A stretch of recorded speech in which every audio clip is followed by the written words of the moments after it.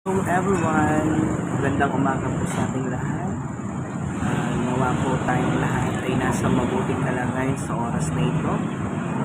Anuman po ang pinagdaraanan nating mga pagsubok, suliranin, problema, or hamon sa buhay, patuloy lamang po tayo sa paniniwala natin sa ating Panginoong Diyos. Huwag po tayong susuko, huwag po tayong mawawala ng pag-asa, dahil ang ating pag-asa ay nasa ating Panginoong Jesucristo. Basta po magpatuloy lang po tayo sa ating pagtitiwala at paniniwala at pananampalataya sa ating Panginoong Jesucristo.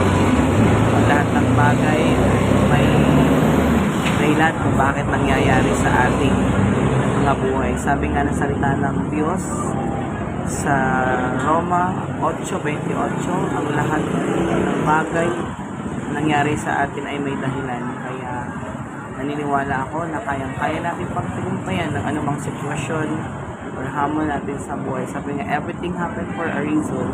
Gawin lamang po natin, magtiwala tayo sa gagawin ng Diyos sa atin. Pagkaroon lamang po tayo ng pananampalataya sa ating Panginoong Jesucristo. Muli, magandang umaga po sa ating lahat at lagi po tayo mag-ingat at manalangin tayo araw-araw. Muli po, mapagpalang araw sa ating lahat. May God bless you all po, and especially shout out po sa lahat ng mga taga-ibang bansa, sa ating mga kababayan. Ingat po tayong lagi.